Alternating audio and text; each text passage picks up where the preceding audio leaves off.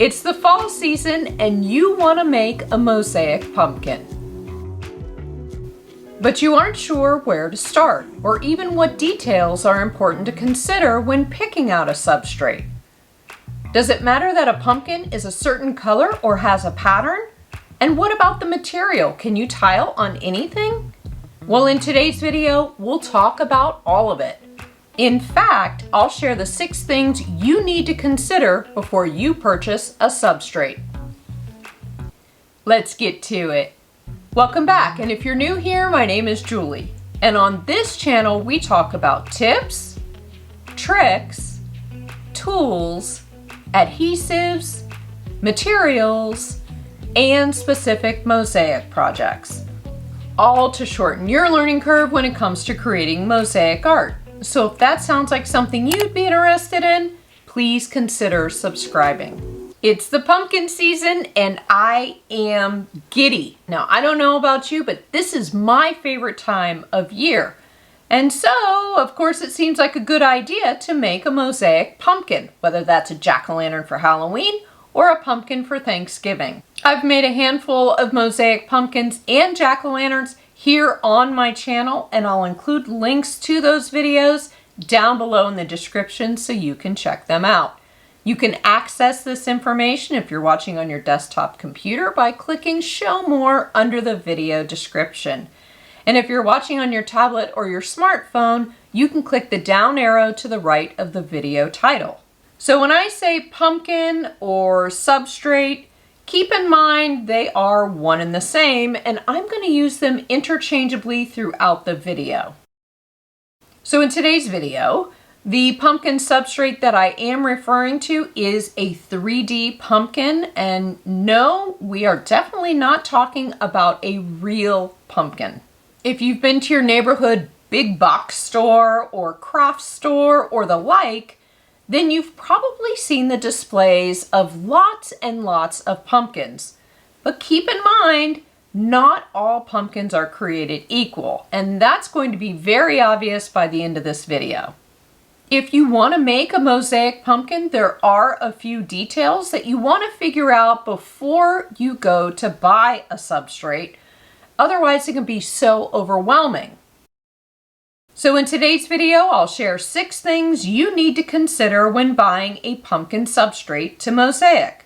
They're quick, and once you get them down, you'll go through this list mentally every time you shop for a new pumpkin substrate. We've got a lot to cover, so let's get started. A few things to keep in mind before we get started. I'll include a list down below in the description for everything I'm sharing in today's video in case you'd like to make a mosaic pumpkin. And secondly, keep in mind as I go through this list, it is in the exact order that I go through every time I go to purchase a new pumpkin substrate.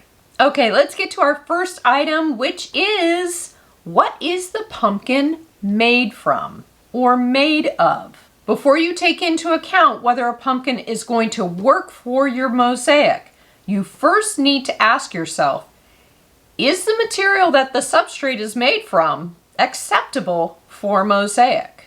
Now, what does that mean? Well, things like fabric, straw, paper, rubber, materials that are mushy or gushy are a firm no-go. You want your substrate to be hard. So materials like plastic, metal, glass, ceramic, terracotta, wood, concrete, and resin are all acceptable. If you see a tag on a substrate and they call it a carvable pumpkin, most likely it's going to be okay. So here's a test you can do while you're out shopping.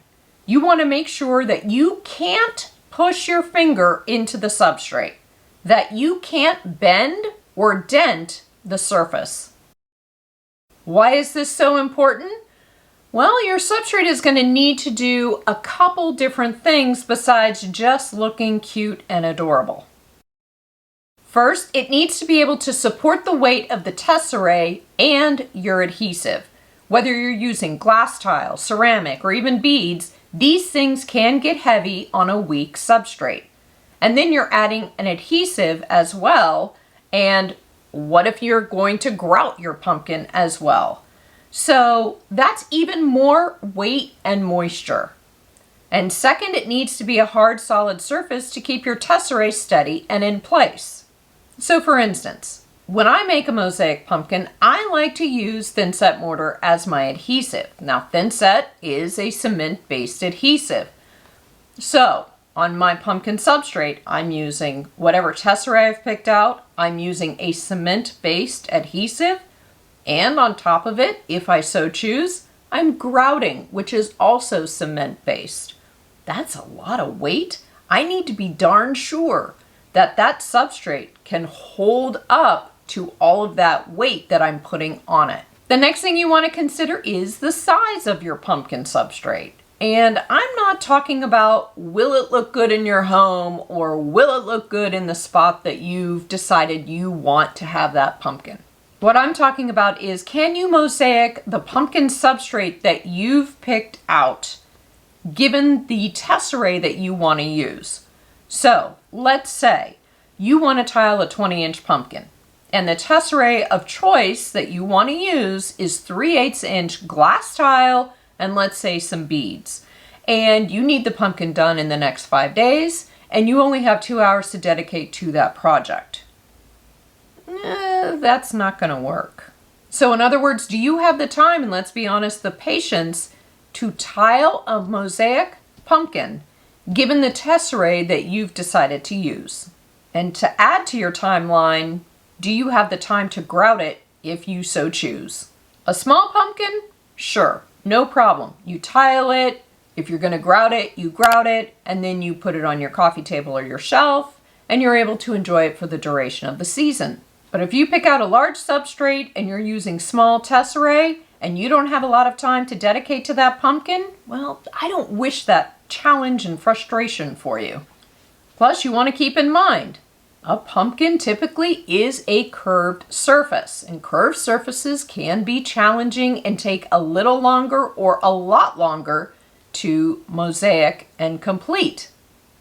So be realistic as far as the size of the substrate you've chosen compared to the tesserae, and then how much time do you have to dedicate to the entire project. Tiling a pumpkin takes time, just like any other mosaic, and I want you to be able to enjoy the process of making a mosaic, but also enjoy looking at your pumpkin on display throughout the fall season. The next thing you should consider is the shape of the pumpkin. Not only do pumpkin substrates come in a variety of sizes, but they also, just like in nature, come in all sorts of shapes. Really fun shapes too, so not all of them are round. Most often you will find pumpkin substrates that are round or oblong, but there are also some other fun shapes like squatty or squishy substrates.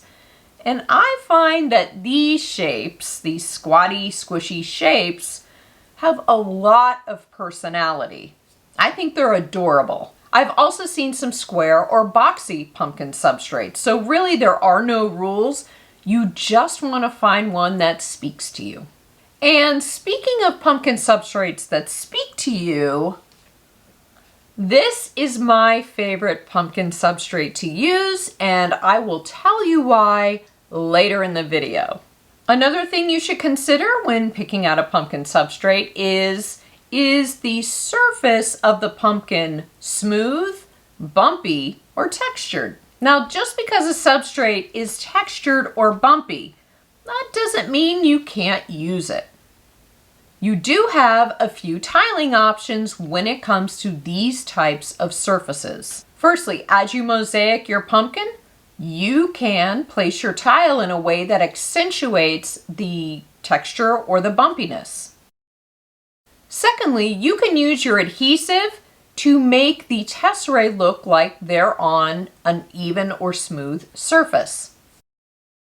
Now, this is something I like to do with my pumpkins, not because I pick out textured or bumpy substrates, but I do this because I use tesserae of different thicknesses, and I want the surface of the pumpkin to appear to be pretty level. So don't let the texture of a pumpkin substrate turn you off. Just keep it in mind, it might be a little more challenging and it may take a little or a lot longer to finish. The next item is something you may not consider to be a big deal, but to me, it's a very big deal, and that is the stem of your pumpkin substrate. Now, am I a stem snob? I don't think so. But what I do know is a stem can add a lot of personality to an otherwise ordinary kind of meh, blah pumpkin substrate. Sometimes a stem can make the pumpkin. In fact, the stem is what caught my eye when I discovered my favorite pumpkin substrate. Remember a little earlier when we were talking about pumpkin shapes and I mentioned I had a favorite substrate for a certain reason? Well, yeah, I do like the shape and size of this pumpkin, but the real reason is because I love the stem. And I like to tile the stem on pumpkins, especially if it's not made of something unusual or different, or let's be honest, if it's just plain ugly. This whole substrate is made from resin, so it's not an exciting material, but covered in Mosaic TESSERAE, well, now it's something to talk about. This stem here is just flashy enough as far as I'm concerned, especially when covered in TESSERAE. I've seen wood pumpkins with metal stems and glass pumpkins with these beautiful, amazing, curly Q stems. So when you're out shopping for a pumpkin substrate, consider the stem and what it can add to your mosaic work, whether you choose to tile the stem or not. The next two items you should consider are closely related, and that is the color of the substrate and if there's a design or pattern on the surface. And honestly, color and pattern aren't things you need to be concerned about unless you want the color of the pumpkin substrate or the pattern that's on the surface of the pumpkin substrate to be part of your final mosaic pumpkin. So let me give you an example. Let's say you wanted to use a transparent or semi-transparent TESSERAE. So I would be talking about a stained glass or clear sheet glass. And you're specifically using those types of TESSERAE because you want the substrate to show through the glass. Maybe the pumpkin is a really bright color, but when you put semi-transparent glass over it, using a clear adhesive, that pumpkin substrate's color becomes toned down a bit or muted. The same concept would be true if you were using clear or semi-transparent glass on a pumpkin with a pattern on the surface. You would just be toning down or muting the pattern or design of the surface. I'll include a list down below in the description for everything that I shared in today's video in case you'd like to create a mosaic pumpkin of your own. This is my second time filming this thing in its entirety. We had a bit of a tech issue with the files. Say that fast. Squatty squishy, squatty squishy, squatty squishy. Do you ever have one of those days where you feel like the universe is conspiring against you? Nope. Nope, nope, nope, nope, nope. For more mosaic inspiration, check out one of these two videos. Thanks for watching, and I'll see you soon. Bye.